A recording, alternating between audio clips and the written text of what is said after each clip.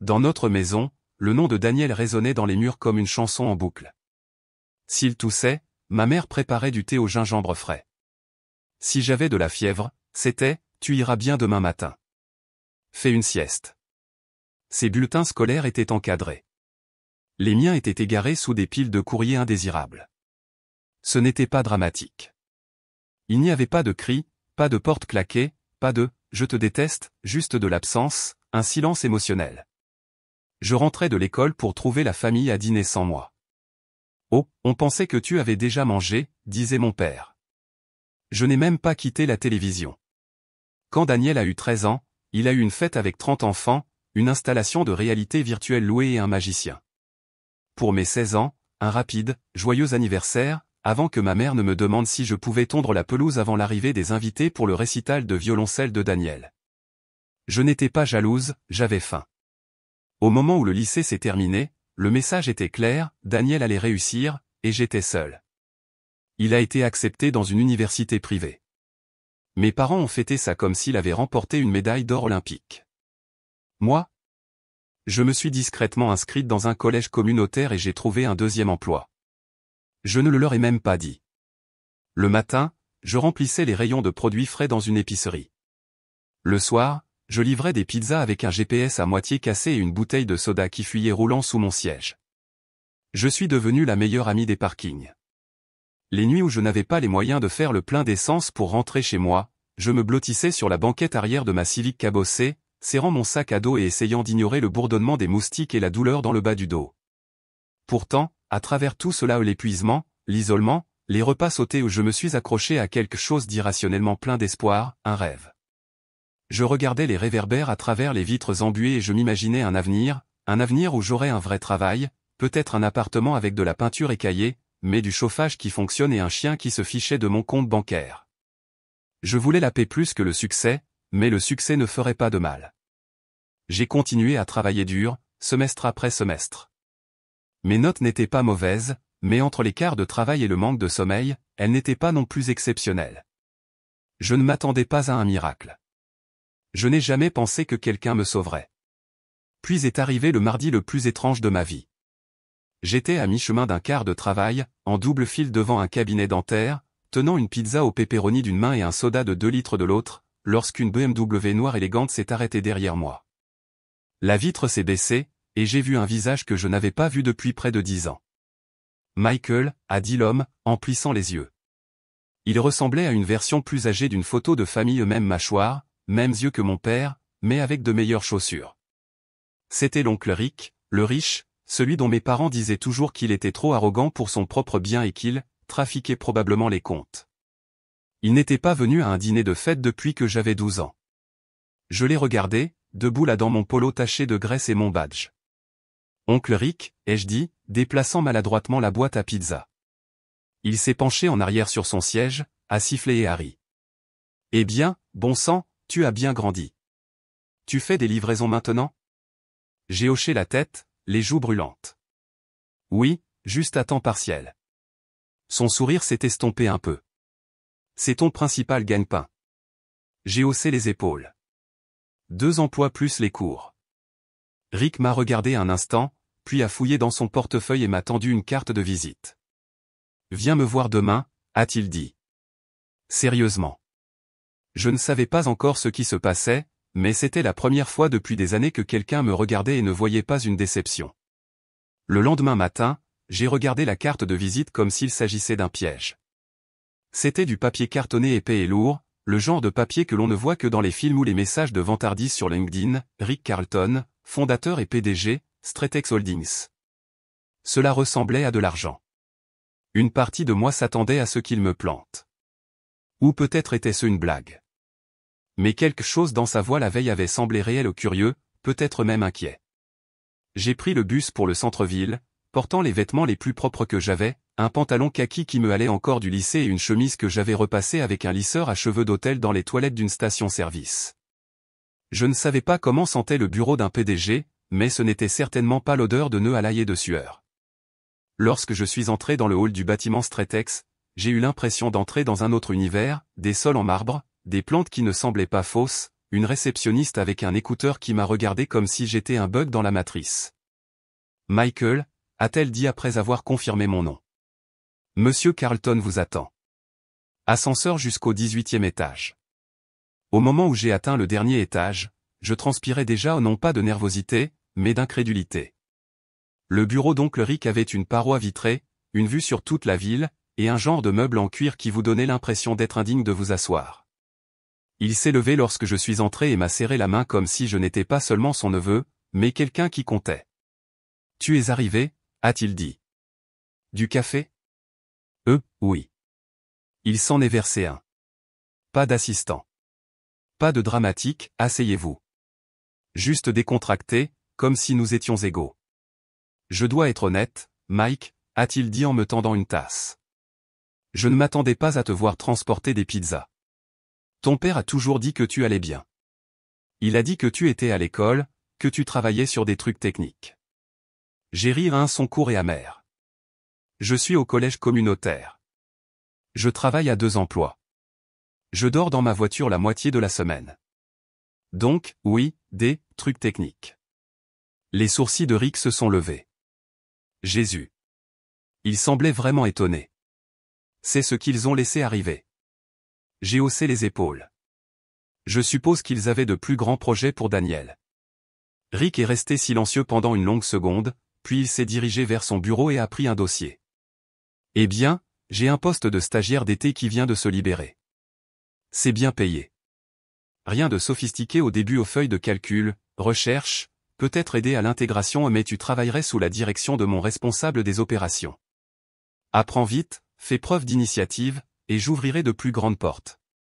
Je l'ai regardé, ne sachant pas si c'était une hallucination élaborée. Pourquoi faites-vous ça?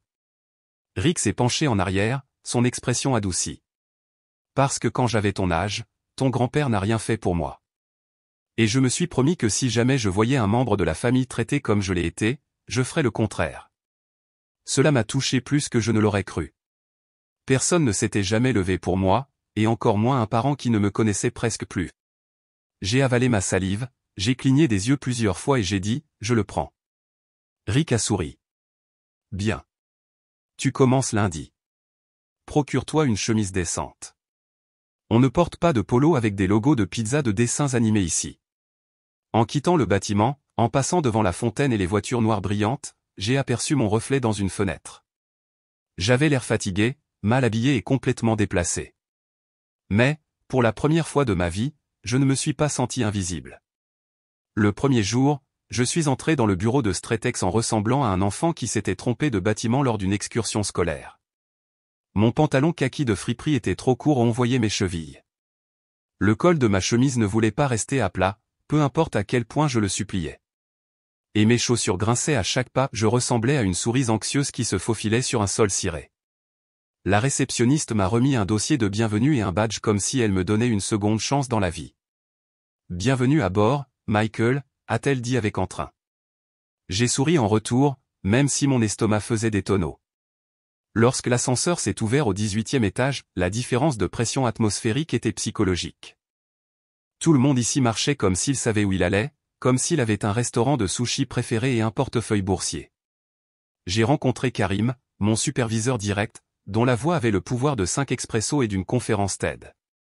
Il portait une chemise boutonnée qui coûtait probablement plus que toute ma garde-robe du lycée et des chaussettes avec des canards dessus. Ne faisons pas semblant que ce n'est pas bizarre, a-t-il dit en me serrant la main. Ton oncle est un personnage important, mais je ne fais pas de népotisme. Je fais des résultats. Ça te va? Plus que ça, ai-je dit. Terrifié, en fait. Il a ri. Parfait. Tu t'en sortiras bien. Les premiers jours, j'avais l'impression que quelqu'un m'avait largué dans un pays étranger avec rien d'autre qu'un manuel de conversation défectueux. Les gens lançaient des acronymes comme s'ils jouaient au bingo, KPI, ROI, CRM, QBR. J'étais à 2 abréviations de pleurer, mais je suis resté tard, j'ai pris des notes, j'ai observé comment les gens s'habillaient, parlaient et planifiaient leurs agendas comme de petits dieux d'Outlook. Rick passait tous les 2 jours, non pas de manière ostentatoire, regarder mon œuvre de charité, mais discrètement. Tu as besoin de quelque chose, demandait-il en sirotant un double expresso qui sentait l'argent. d'une sieste et d'une greffe de cerveau, répondais-je. Il souriait toujours et disait, tu te débrouilles déjà mieux que tu ne le penses. Cela m'a touché plus que je ne voulais l'admettre. Personne ne m'avait jamais dit que je me débrouillais bien, et encore moins mieux que je ne le pensais. De la part de mes parents, j'avais l'habitude d'entendre des choses comme « et c'est plus fort » ou « Daniel l'aurait fait plus vite ». Au bout de 2 semaines, quelque chose d'étrange s'est produit, j'ai commencé à aimer être là. J'ai commencé à avoir ma place. Karim m'a confié de vrais projets, pas seulement des courses de café ou des tâches d'impression, mais de vrais rapports à préparer. Les gens ont demandé mon avis. Un analyste senior a même complimenté la façon dont j'avais formaté un tableau de bord. Je voulais encadrer l'email. J'ai quitté ma voiture et j'ai emménagé dans un petit appartement partagé au-dessus d'une librairie qui sentait la poussière et les vieux rêves. La première nuit, j'ai dormi sur un vrai matelas. J'ai pleuré. Non pas parce que j'étais triste, mais parce que mon dos ne criait pas de douleur pour la première fois depuis des mois. Un soir, inspiré et peut-être un peu arrogant, j'ai publié une photo sur LinkedIn juste moi à mon bureau, souriant comme un gremlin privé de sommeil dans une chemise boutonnée bon marché. La légende disait, jour 30, de dormir dans ma voiture a commencé un nouveau chapitre.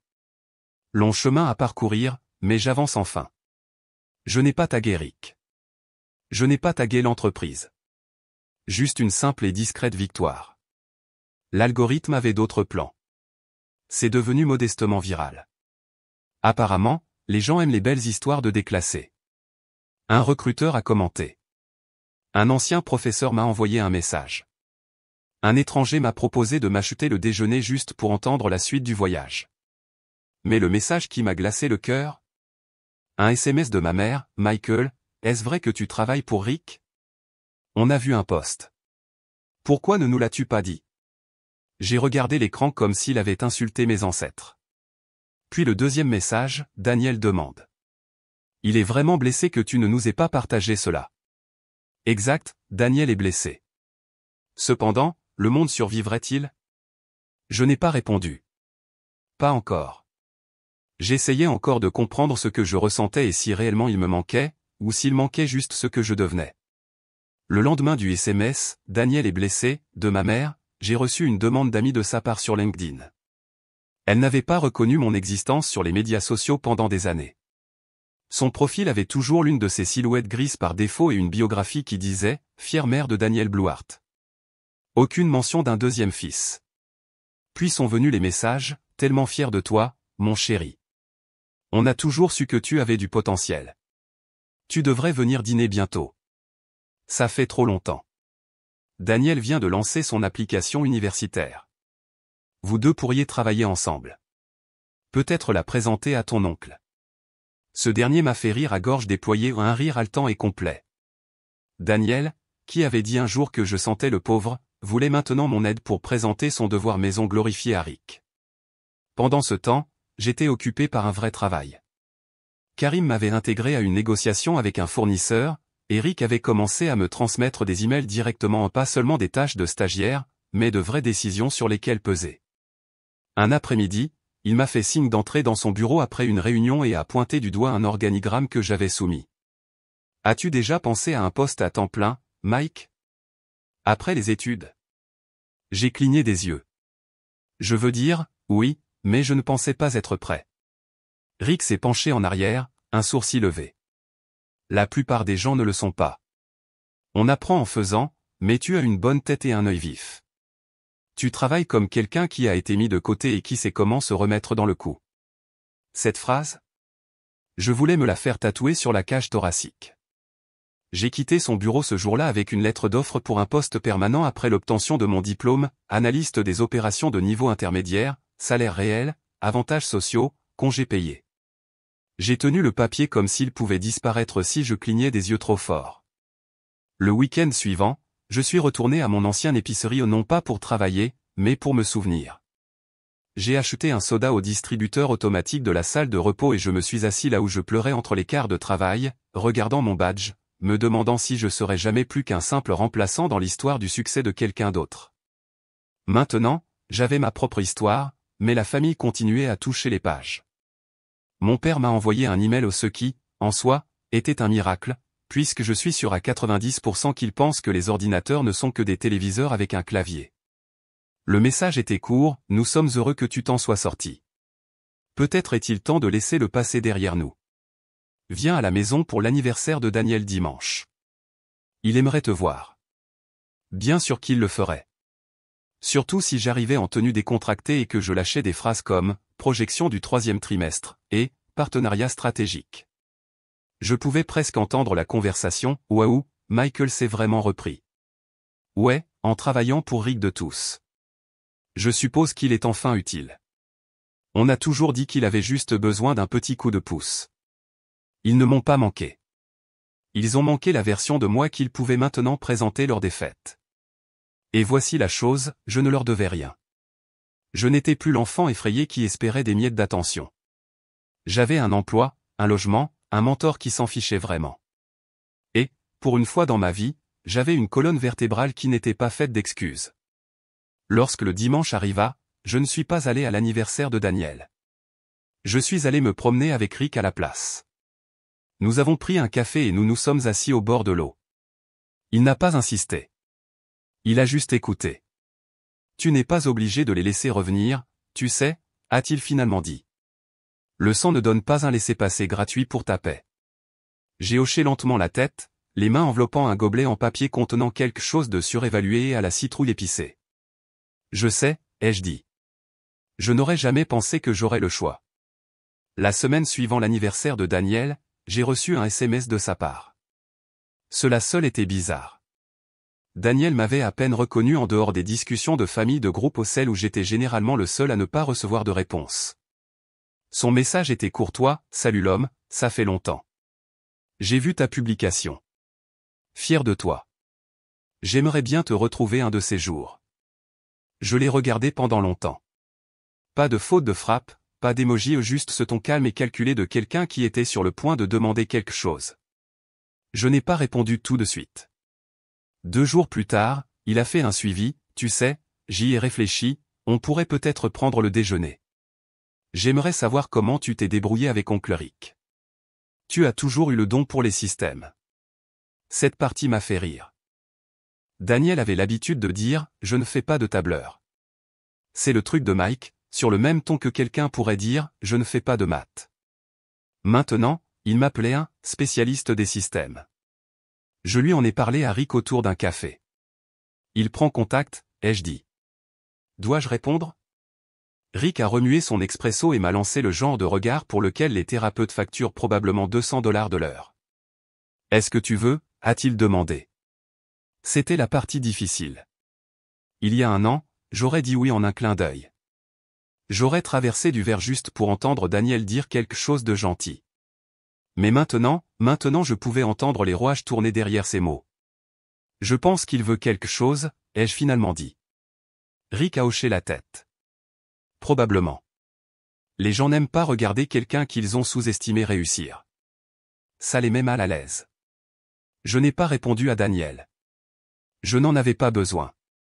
Mais le silence n'a pas duré. 1 semaine plus tard, ma mère a appelé. Cette fois, ce n'était pas seulement de la curiosité polie.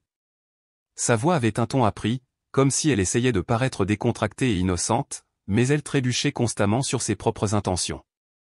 Elle a donc dit, ton père et moi en parlions, et nous pensons que c'est incroyable le chemin que tu as parcouru. Tu as vraiment grandi, Michael. Merci, ai-je dit prudemment. Eh bien, la start-up de Daniel entre dans une phase de croissance cruciale. Tu sais, il a créé une application brillante. Elle connecte les étudiants à des petits boulots indépendants en temps réel. C'est tellement moderne. De toute façon, il cherche à la présenter à de vrais investisseurs. Et comme tu travailles avec Rick. Voilà. J'ai laissé le silence planer. Je ne prends pas de décision d'investissement, maman. Oh, bien sûr que non. Mais tu pourrais, tu sais, le mentionner à Rick. Juste le lui transmettre. La famille est dans la famille. La même famille qui avait une fois oublié de me chercher à l'école parce que Daniel avait un rendez-vous chez le dentiste. La même famille qui m'avait dit de me débrouiller lorsque je n'avais pas les moyens de me payer des manuels scolaires. J'ai terminé l'appel poliment. Ensuite, J'ai mis mon téléphone en mode silencieux et j'ai regardé par la fenêtre de mon appartement pendant longtemps. J'étais fatigué au pas physiquement comme avant, fonctionnant avec 3 heures de sommeil et 2 emplois, mais fatigué d'être traité comme un atout maintenant que j'avais de la valeur. Au travail, je prospérais. Karim m'a confié un projet d'intégration de fournisseurs qui avait un impact direct sur nos opérations du 4e trimestre. J'ai fait une présentation en réunion pour la première fois en mois, le gars qui transpirait à grosses gouttes en demandant juste un congé à l'épicerie. Mais à la maison, si je peux même appeler ça comme ça, les calculs émotionnels n'avaient pas changé. J'étais toujours un outil, une connexion, un moyen pour une fin. Ce soir-là, Rick m'a appelé pour une fois. J'ai une invitation à un événement de réseautage privé ce vendredi, a-t-il dit. Petit groupe aux fondateurs, investisseurs, quelques responsables des opérations. Tu veux venir? J'ai hésité. Ne vais-je pas être déplacé? Tu es déjà dans la pièce, Mike, a-t-il dit. Il est temps d'arrêter de te tenir dans le couloir. Je me suis tenu devant ma garde-robe ou une garde-robe ridiculement petite essayant de décider quelle chemise me donnerait l'air de ne pas avoir erré accidentellement dans un cocktail de millionnaire. La seule chose qui ne criait pas, je l'ai retourné chez Best Buy, était un blazer anthracite que Rick m'avait offert quelques semaines plus tôt. Il avait encore les étiquettes. Je n'avais jamais eu d'endroit assez digne de le porter jusqu'à maintenant. L'événement de réseautage s'est déroulé sur une terrasse sur les toits du centre-ville, le genre d'endroit où le champagne a le goût de la richesse et où les petits amuse-gueules nécessitent un traducteur pour être prononcés. Tout le monde avait l'air sur le point de conclure une fusion ou de voler un vaisseau spatial. Rick m'a retrouvé à l'ascenseur, élégant. Nerveux, a-t-il dit. J'ai hoché la tête. Sur une échelle de 1 à vol d'identité? Très. Il m'a tapé dans le dos. Tu appartiens ici plus que la moitié d'entre eux. Ne dis pas, synergie, sauf en cas d'urgence. Les 10 premières minutes ont été terrifiantes. J'ai plané près du plateau de fromage comme si c'était la base dans une partie de poursuite d'entreprise. Mais ensuite, quelqu'un m'a interrogé sur mon travail, et j'ai répondu prudemment au début, puis avec une confiance que je ne savais pas avoir. À la fin de la soirée, j'avais échangé des cartes de visite avec le directeur de la chaîne d'approvisionnement, j'avais eu une conversation complète sur l'IA logistique, et je n'avais renversé qu'un seul petit verre de vin. Rick m'a observé tout le temps non pas comme un garde du corps, mais comme quelqu'un qui savait exactement le chemin parcouru. Alors que la foule se dispersait, il s'est penché et a dit, « Tu n'as rien simulé ce soir. C'est comme ça que tu sais que c'est réel. » J'ai souri, et, pour une fois, je l'ai cru.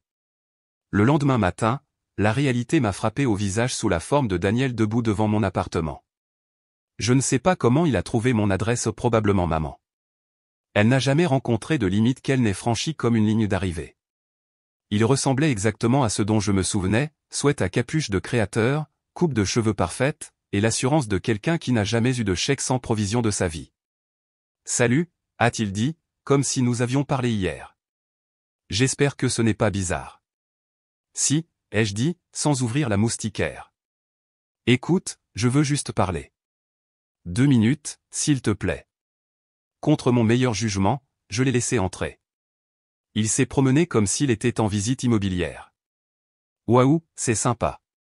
Tu as vraiment amélioré. Je ne t'ai pas invité pour une visite. » Il s'est assis sur mon canapé et m'a regardé comme si nous étions égaux, comme s'il n'avait ignoré aucune des difficultés que j'ai jamais eues. Il a donc dit de manière décontractée, « J'ai quelque chose à te demander, et je voulais le faire en face à face. » Homme à homme. Je n'ai rien dit. J'ai juste croisé les bras. Mon application, Freelance Link, elle prend de l'ampleur. Campus Buzz. Nous faisons des tests bêta le mois prochain. Je veux la présenter à Rick, et je me suis dit, tu sais, comme tu es dans la boucle, tu pourrais peut-être faciliter les choses un peu. Voilà. La demande. J'ai laissé le silence s'étirer. Écoute, a-t-il ajouté rapidement, je sais qu'on n'a pas toujours été proches, mais tu dois comprendre. Maman et papa, ils m'ont toujours poussé si fort. Je n'ai pas eu la vie facile non plus. C'était riche. Tu avais une voiture avant que j'aie un matelas, ai-je dit. Tu avais des tuteurs, des entraîneurs, toutes les occasions. Et j'ai été ignoré à mon propre anniversaire. Il a grimacé, légèrement. C'était une année difficile. Non, Daniel, c'était juste ma vie. Il semblait abasourdi. Peut-être pensait-il que je me laisserais faire. Peut-être pensait-il toujours que j'étais ce même enfant fatigué et affamé trop désespéré pour dire non. Mais je ne l'étais pas, je ne suis pas ton entrée, ai-je dit fermement. Si ton idée est bonne, présente-la par toi-même. Je ne suis pas ton raccourci. Il s'est levé, son expression s'aigrissant. Waouh. Alors tu finis par avoir un peu de succès, et maintenant tu es trop bien pour ta propre famille. Je l'ai fixé. Non, ai-je dit. Je suis enfin bien avec moi-même. Il y a une différence. Il n'a pas claqué la porte en sortant. Cela aurait nécessité de la conviction. Au lieu de cela, il est parti avec le même droit qu'il était entré et énervé que le monde ne lui donne pas ce qu'il demandait. Ce soir-là, j'ai raconté à Rick ce qui s'était passé. Tu as fait ce qu'il fallait, a-t-il dit sans hésitation. Les gens vont essayer de surfer sur ton élan, surtout ceux qui ne t'ont jamais aidé à le construire. J'ai hoché la tête, le cœur battant. Fixer une limite ne devrait pas ressembler à une guerre. Mais lorsque tu as passé toute ta vie à te faire marcher dessus, même rester immobile peut sembler une rébellion. Le lundi après la visite non invitée de Daniel, je suis arrivé au travail 10 minutes plus tôt. Non pas parce que j'avais quelque chose à prouver, mais parce que je voulais enfin y être. Karim m'a fait un signe de tête en passant devant son bureau. Tu as cette démarche de promotion, a-t-il plaisanté. J'ai ri. Je pensais que c'était juste appelé posture. À l'heure du déjeuner, Rick m'a pris à part. Nous sommes allés dans un petit café en face, le genre d'endroit où le café est servi dans des verres, pas des tasses, et où tout sent vaguement l'huile de truffe et les tranches d'un pot. Je t'observe, a dit Rick entre deux bouchées de salade surévaluée. Tu es vif. Tu écoutes. Tu mènes tranquillement, mais les gens te suivent. J'ai cligné des yeux. Merci. Ce n'est pas un compliment, a-t-il répondu. C'est un avertissement, parce que les gens vont le remarquer, ce qui signifie qu'ils vont commencer à tester ta voix. Je ne savais pas où cela allait jusqu'à ce qu'il fasse glisser un dossier sur la table. C'était une proposition à un projet interne complet impliquant notre système logistique et en bas, chef de projet, Michael le nom de famille. Tu veux que je dirige ça? Il a hoché la tête. On te donnera une petite équipe. Rien de gigantesque, mais c'est le tien, du début à la fin. Ce n'était pas seulement une promotion.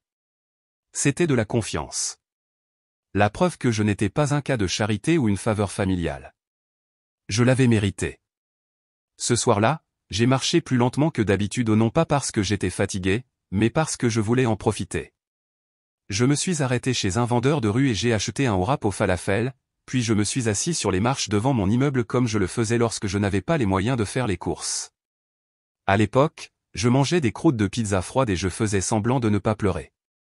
Maintenant, j'étais assis sous le même réverbère, mais je n'étais pas la même personne. La confrontation avec Daniel avait laissé des traces. Bien sûr, je l'avais rejoué une douzaine de fois dans ma tête. J'avais pensé à ce que j'aurais pu dire différemment si j'aurais dû être plus gentil, plus dur, plus froid, mais chaque fois que je repassais le souvenir, j'arrivais à la même vérité, je ne lui devais pas de douceur simplement parce que nous partagions l'ADN. Je ne lui devais rien. Cette pensée me faisait de moins en moins peur chaque jour. De retour au travail, je me suis mis au travail. Le projet que Rick m'a donné n'était pas facile. Il fallait coordonner les différents services, rassembler les données et comprendre pourquoi nos chaînes de fournisseurs avaient toujours le temps de réponse d'un modem à accès commuté. Mais, pour la première fois de ma vie, je voulais les choses difficiles. C'était comme construire un avenir de mes propres mains au lieu de supplier d'être inclus dans celui de quelqu'un d'autre. Et les gens l'ont remarqué. Karim m'a donné son ancien bureau debout, ne deviens pas arrogant. Je déteste m'asseoir. Et ma boîte de réception est passée de « Salut, peux-tu réparer ce tableur ?» à « Mike, peux-tu diriger cet appel ?» Un après-midi, j'ai aperçu mon reflet dans la vitre du bureau pendant une vidéoconférence, chemise repassée, cheveux pas trop mal, concentré, confiant. Et j'ai pensé, alors voilà ce que ça fait de ne pas avoir besoin de permission pour exister. Rick s'est arrêté à mon bureau à la fin de la semaine. Alors, a-t-il dit, tu as l'impression d'être enfin sur la bonne voie. J'ai hoché la tête. Oui, et c'est la mienne. C'est le meilleur. Il a souri. Je t'avais dit que tu avais le cerveau. Tu avais juste besoin d'un endroit où les gens n'essayaient pas de diminuer ta lumière. Nous sommes montés ensemble ce soir-là, en passant devant les lumières du centre-ville, devant la vie que je poursuivais autrefois de l'extérieur. Et j'ai réalisé quelque chose qui m'a fait m'arrêter un instant, je ne courais plus après. Je choisissais. C'était un samedi matin lorsque j'ai reçu le courriel, objet, brunch familial. Remettons-nous en contact. Envoyé par Maman CC, tout le monde. Moi, papa, Daniel, quelques cousins, même la tante Linda, qui signe toujours ses SMS, amour, Hale. Le message était recouvert de sucre, mais creux à l'intérieur, nous sommes si fiers du chemin parcouru, Michael. Nous aimerions t'avoir avec nous, célébrer ton succès, et simplement être à nouveau une famille. Pas de pression, juste un brunch et de l'amour. Je suis resté assis là, le café à la main, relisant les mots comme s'ils faisaient partie d'un script que je n'avais plus envie de jouer. Le timing était parfait. Je venais de terminer le projet logistique avant la date prévue, avec des commentaires élogieux de 3 départements. Karim m'a donné une tape dans le dos qui s'est transformée en câlin. Eric, eh bien, il a juste hoché la tête et a dit, je savais que tu le ferais. Je n'avais jamais été je savais que tu le ferais, 2 personnes auparavant. Et maintenant, il y avait cet email comme si rien de tout cela ou les années de silence, le dédain, l'affection soudainement opportuniste ne s'était jamais produit. Je n'ai pas répondu tout de suite. Je suis allé me promener, je me suis acheté une pâtisserie ridicule dans une boulangerie du centre-ville juste parce que je le pouvais. Je me suis assis dans le parc, regardant les joggeurs passer avec leurs écouteurs et leur vie parfaite. Puis je suis rentré à la maison et j'ai ouvert une réponse vierge, et j'ai écrit ceci. Objet, brunch familial. Remettons-nous en contact. Salut maman, merci pour l'invitation. J'apprécie le geste. Mais je pense que ce à quoi tu espères te reconnecter, ce n'est pas vraiment moi. C'est celui que j'étais. Et même si je suis fier de celui que je suis maintenant, cette version de moi n'a pas été construite avec ton soutien. Il a été construit malgré ton absence. Je ne suis plus en colère. J'en ai juste fini de donner accès aux gens qui n'apparaissent que lorsque c'est pratique. Je ne viendrai pas au brunch. Non pas parce que je suis amer, mais parce que je suis occupé à construire une vie où je n'ai pas à me demander si j'ai de l'importance. Dis à Daniel bonne chance pour son application. Michael. Je n'ai pas attendu de réponse. Je n'ai pas actualisé ma boîte de réception. Je n'ai même pas enregistré de copie dans mes brouillons. J'ai cliqué sur envoyer et j'ai fermé mon ordinateur portable. Ce soir-là, Rick et moi sommes sortis prendre un verre. Rien de sophistiqué ou juste un bar d'angle avec un café fort et des opinions encore plus fortes. Nous n'avons pas parlé de la famille. Nous n'en avions pas besoin. Au lieu de cela, il a levé son verre vers moi. Au type qui a réécrit sa propre histoire, a-t-il dit.